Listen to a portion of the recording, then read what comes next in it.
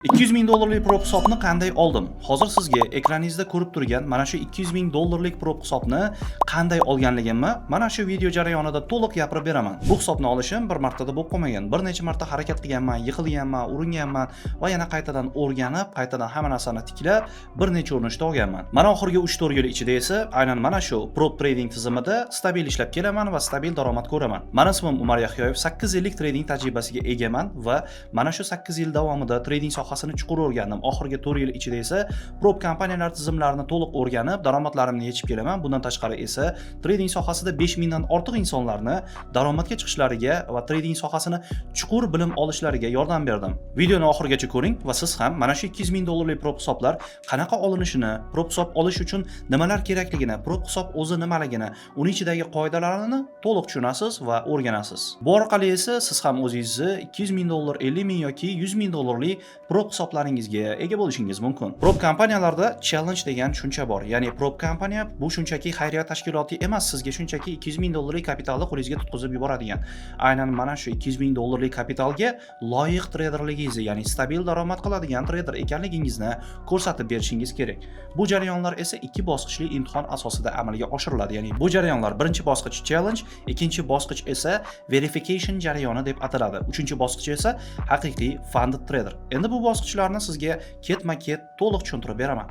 Birinchi bosqich juda ham ko'p kompaniyalarda bu birinchi bosqich challenge account deyiladi. Ya'ni birinchi bosqichda sizga alohida bitta account berishadi. Aytaylik $100 ming prop hisob oldingiz.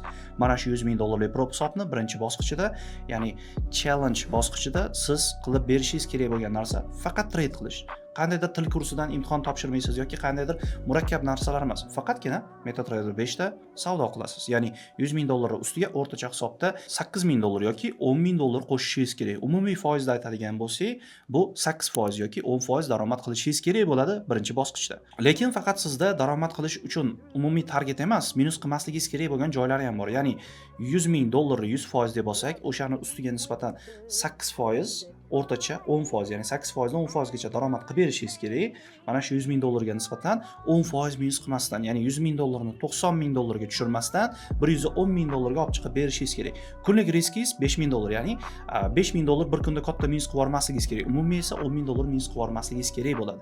Umumiy hisobda esa 8% $8 ming yoki $10 ming plyus qilishingiz kerak.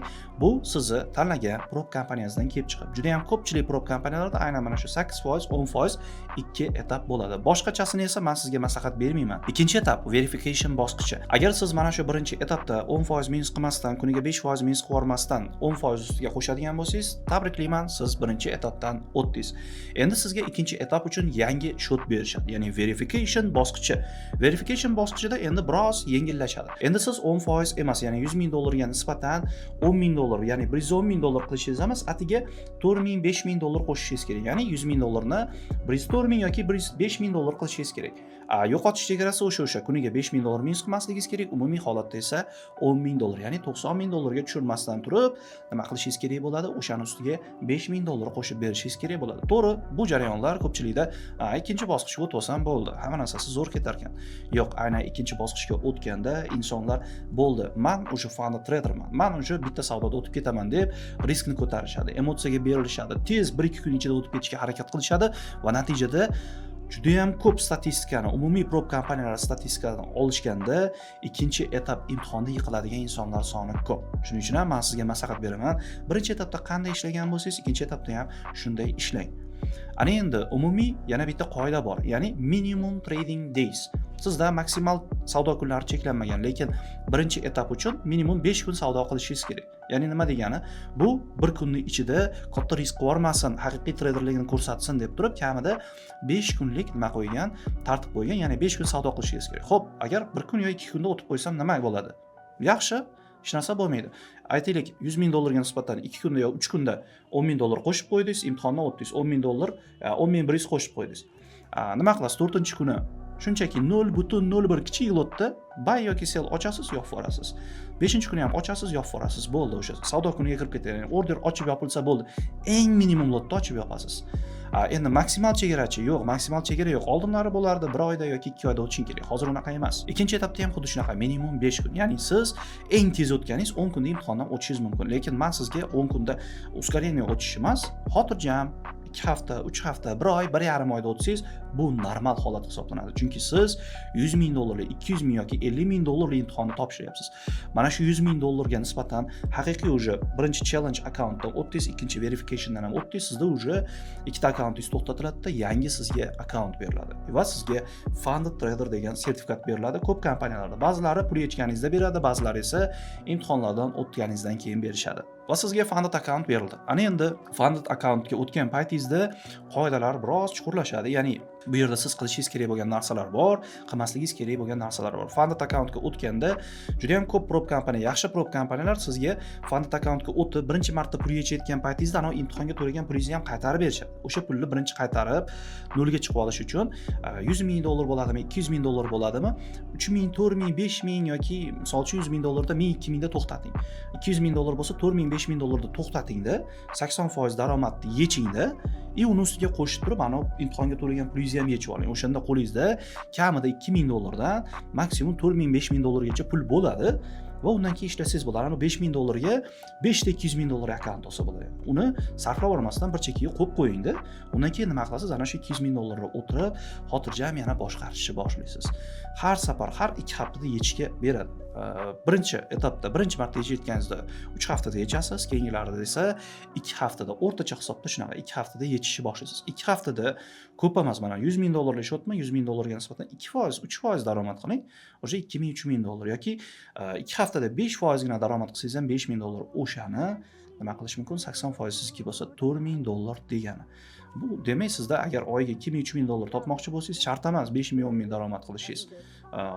Har haftada, har 2 haftada 2-3 ming daromad qiling, o'shaning 80% ni yechib boravering. Bu umumiy qoidalar edi. Endi men sizga mana shu 200 ming dollarlik imtihondan o'tishim uchun menga nimalar yordam berganligini konkretni sizga ketmaga tushuntirib beraman. Bunda menga 3 ta narsa yordam bergan. Birinchi narsa bu prop kompaniyani qoidalarini tushunishim. O'sha 10%, o'sha 5%, ana shu yangilik payti savdo qilish kerak emas degan qoidalarini tushunishim bu mening yutug'im hisoblanadi. Ikkinchisi esa fundamental yangiliklar, bozorda bo'layotgan urush holatlari, dunyodagi urush holatlar, CPI, FOMS, NFP, PPI, turli xil GPT yangiliklar bor. Mana shu yangiliklarni tushuna olishim va bularni to'g'ri tahlil qilishim, ya'ni fundamental yangiliklar bilan to'g'ri ishlashim mening yutug'im hisoblanadi. Uchinchisi esa albatta texnik tahlil, ya'ni meni shaxsiy Wall Street strategiyam, bozorni haqiqiy mazmuniga asoslangan, ana shu fundamental yangilikka, ana shu qoidalarga, prop kompaniya qoidalariga tushadigan juda ham zo'r strategiyam ishlab chiqqanman va mana shu strategiya asosida fundamentalli, texnik tahlilli, savdoga kirish tochkalarini, bozorni, o'zini momentumlarini, bozorni, o'zini savdo zonalarini topib, o'sha bo'yicha ishlashim bu prop kompaniya qoidalariga moslashtirganim bu meni yutug'im hisoblanadi. Siz ham xuddi shunaqa bozorda bilishingiz kerak bo'lgan 3 ta narsa, birinchi navbatda prop kompaniyaning qoidasi, ikkinchi navbatda esa kerakli bo'lgan narsa fundamental analizlar, uchinchisi esa albatta texnik tahlil, ya'ni savdoga qayerda kirish, qayerda chiqish, stop loss, take profit, risk managementlari o'z ichiga oladi. Men o'zimga tajribamdan kelib chiqib aytaman, siz ko'rayotgan grafiklar, ya'ni yapon shamlari degan narsalarni yaratadigan narsa orqasidagi bu fundamental yangiliklar. Qachonki trader fundamental yangilikni biladi, qachonki trader prop kompaniyani imtihonlaridan o'tishda mustaqil o'tadi, qachonki o'sha jarayonlari hammasini texnik tahlillari mustaqil qiladi, ana shunda pul yechadi. Ko'pchilik o'ylaydi, kimdir menga imtihondan o'tib bersa, tayyor knopkani bosaman, bo'ldi. Do'stim, o'sha knopkani bosish ham o'zini vaqti bor. Funded accountga o'tganingizdan keyin mana bu yangilik vaqti, aytaylik NFP bo'lsa, mana shu NFP dan 5 minut oldin va 5 minut keyin savdoni ochmasligingiz va yopmasligingiz kerak. Bu savdo ochish yopish, bu sizning stop lossingiz va take profitingizga nisbatan ham ishlaydi. Bu narsani o'zini tartibi, o'zini qoidasi bor. Va boya aytganimdek, mustaqil olishingiz kerak bo'ladi. Ya'ni mustaqil olish degani nimasi? O'zingiz verifikatsiyadan o'tishingiz, o'zingiz challenge imtihonini olishingiz, o'zingiz shotlaringizni ulay olishingiz, MetaTrader'ni to'g'ri ishlata olishingiz, orderlarni to'g'ri ochishingiz, fundamental yangiliklar, ya'ni investing.com yoki Forex Factory'dagi yangiliklarni zo'r o'qiy olishingiz, CNN yangiliklarni tushunishingiz kerak bo'ladi. Va men bu narsalarni hammasini marafon jarayonida ham to'liq tushuntirib, to'liq ko'rsatib borganman. Bundan tashqari esa buni chuqurlashtirilgan variantlarini men o'zimni 15 kishilik offline kursimda ham to'liq tushuntirib beraman. Offline kursda ham to'liq jarayonlar qanaqa davom etadi? Kamida 2 oy, 2,5 oy protsess bo'ladi. Birinchi etapda 5000 dollarlik real account, ya'ni 5000 dollarlik prop akkauntda ishlanadi, imtihondan o'tiladi. Undan keyin esa 50 ming, 100 ming yoki 200 ming dollarlik imtihonga o'tiladi. Hozir siz videoni shu joyigacha ko'rdingizmi? Demak, siz ana shu atiga 15 dona insonlardan biri bo'lish imkoniyatingiz bor. Bir yilda bir marta 15 ta insonni olaman. Funded trader, ya'ni challenge challengedan imtihonlardan o'tkazib, prop traderga aylantiraman. 1 yil davomida ular bilan ishlayman. Bo'ldi. Keyingi potog esa keyingi yil ochiladi. Va mana shu bu yil 2026-yilda o'zida sizda imkoniyat bor. Mana shu 15 ta traderdan biri bo'lish va $200,000 akkauntlar egasidan biri bo'lish imkoniyatingiz bor. Videoni oxirigacha ko'rsangiz, siz ham 15 talik prop traderlar ichiga qanaqa qo'shilishni bilib olishingiz mumkin.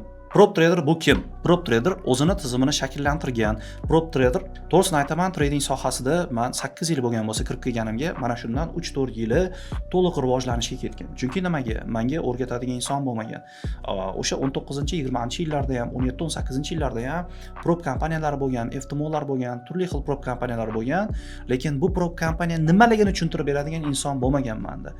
Men hammasini o'zim topib, o'zim saytlariga kirib, o'rganib, qoidalarini o'rganib, shotlar olib, minus qilib, xato qilib o'rganganman. Lekin sizda hozir imkoniyat bor. Sizda tayyor. Birinchi etap imtihonlari nima, ikkinchi etap imtihonlari nima, o'sha $100,000 shotlar qanaqa olinadi, qaysi prop kompaniya sizga pul yechib beradi, qanaqa $200,000 imtihondan o'tish yo'llari, qanaqa $200,000 dan oyiga $8,000, $10,000 yechish mumkin degan savollarga to'g'ridan-to'g'ri men o'zim shaxsan javob beraman. Va bu jarayonlarning barchasi ana shu atiga 15 ta insonni o'z ichiga oladigan guruhda offline formatda ko'rsatiladi, tushuntiriladi va mana shu 15 talik guruh ichida 2-2,5 oy ichida to'liq o'rganib, to'liq bajarib, to'liq real bozorlarda ishlab, prop challenge'lardan o'tasiz. 7 kun davomida siz marafonni ko'rdingiz. Marafonda men qanaqa o'rgatishim, qanaqa tushuntirishim, fundamental yangiliklar, umuman olganda mana shu prop trader bo'lishingiz uchun 100, 200, 300, $400,000 shot olishingiz uchun nimalar kerakligini bildingiz. Endi bu narsalarni bilish bilan bir qatorda siz rostdan ham challenge olishingiz uchun, rostdan ham mana shu prop kompaniyadan pul yechishingiz uchun nima qilishingiz kerak bo'ladi? Ularni amalda bajarishingiz kerak. Shunchaki nazariy bilimlar bilan, shunchaki imtihondan o'tib qolmaydi, shunchaki $5,000, $10,000 yechilmaydi. Va men sizga bitta narsani to'g'ri tushuntirib aytaman. Do'stim, trading sohasi bir marta kirib, bir martada bitta katta pul topib chiqib ketadigan soha emas.